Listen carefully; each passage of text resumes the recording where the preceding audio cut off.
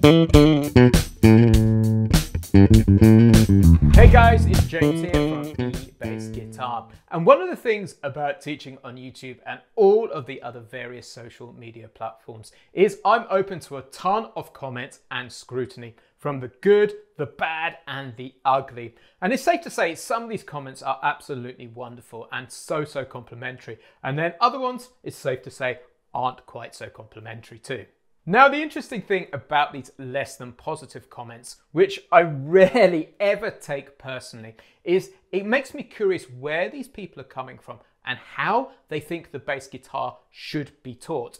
Now, a couple of weeks ago, I put out a video of me playing along with a track which is inspired by the legendary Doobie Brothers track, Listen to the Music. First of all, I want to play you that so I can show you what inspired this video. 1, 2, 3, 4.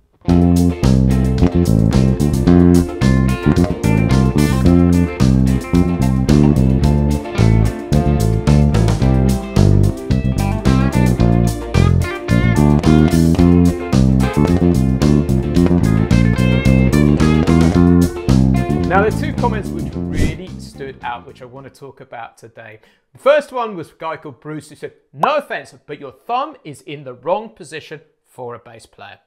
Just saying." And then the next comment which caught my eye was, if you don't know the correct way to position the thumb on the bass or a guitar, maybe we shouldn't buy the lessons, ... So I want to give you my response to that in just a second. But before we get going, I'm going to be teaching you a super cool bass line in this lesson. And there's a completely free PDF so you can see everything we're discussing today in standard notation and tab. There's a link in the description. This is what the bass line sounds like, so you know what's coming up.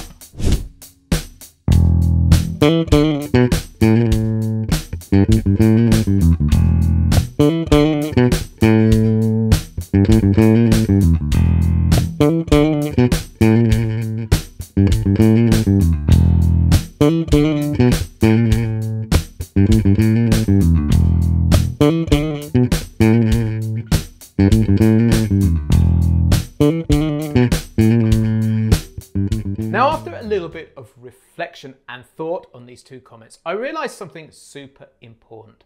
Neither of these two guys mentioned, did the bass line sound good or not?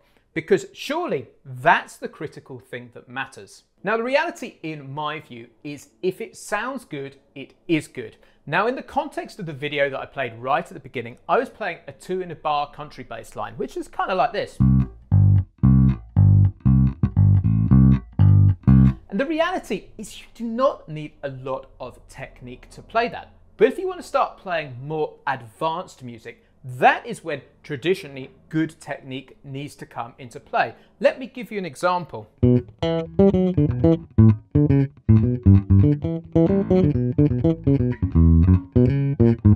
Now, that's a little excerpt from Chick Corea's Spain. And the reality is if you have your thumb over the top of the neck, there is no way that you can have the speed and the facility to play that bass line. So good technique is generally always preferable, but there are times when we start using different techniques that it will inspire us to play in different ways. Now, I can remember it really clearly where the concept of technique being a vehicle to play music really fell into place. About 20 years ago, I was really lucky to go to a session, I think at Angel Studios in London, where I sat next to the great British bass player, Steve Pearce.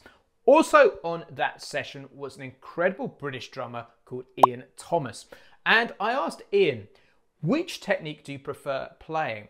Do you prefer playing traditional technique where the stick sits through the fingers like so? Or do you prefer playing match grip where it goes through there? And he said, it entirely depends upon the music I play. I have more technical facility within my traditional grip playing than I do my match grip playing. So if I need to go to a session where I need to play simply and play music like maybe Pink Floyd, for instance, I will always choose to play the match grip. At that moment, I had a clear epiphany moment where I realized that music came first and technique was just the vehicle to create it. So I've realized subsequently that playing with different techniques, sometimes ones which are classed as bad, can create different musical sounds and musical vibes. So today I'm going to teach you a bass line and I'm going to play it with good technique, and then I'm also going to play it with thumb over the top bad technique, because what I've noticed is I will play it completely differently in each different scenario. So here's the technique that we're going to learn using the traditional 1 finger per fret technique with the thumb in the correct position behind the 2nd finger. This is what it sounds like.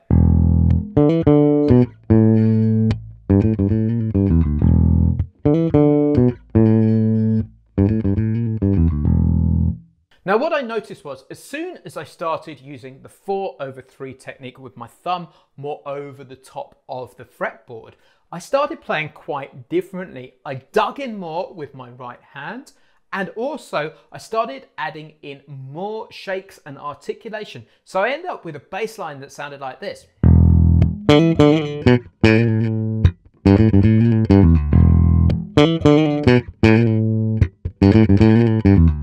Now what I find is that the attitude that I approach playing exactly the same bass line is very different, and my personal preference is I prefer the second one. It's more representative of me as a bass player and really the clout and the oomph that I play with when I'm on a gig. So what I'd love you to do is learn this bass line. Try it with the 1 finger per fret technique, and try it with the 4/3 with a thumb over the top, and see if it inspires you to play it differently. So let's take this bass line apart. It's all derived from the E minor blues scale. The first phrase sounds like this. So let's take that apart. So we start off with a big E, and we hammer from a D to an E, and then back to the D. So, and then we go to the B, and then we shift back to get the A there on the 3rd finger. And then the rest of the phrase in the 2nd bar, just before the 2nd beat, we have this.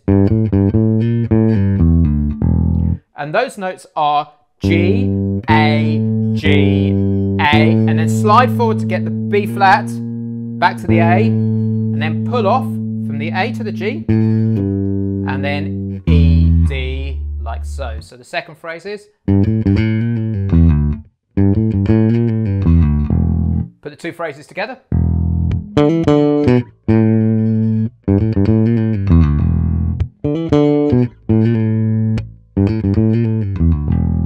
Now, what I found when I went into the 4/3 technique, where I'm playing with 1 and 4 like that, is I was inspired on the D to put a big shake here, there, and when I went to the A, I was inspired to put another big shake there.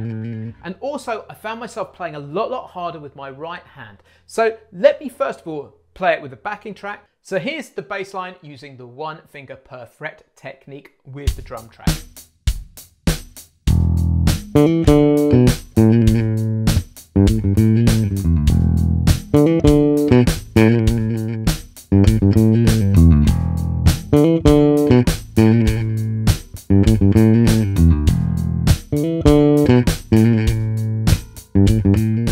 Now, exactly the same thing with the thumb over the top. Check it out.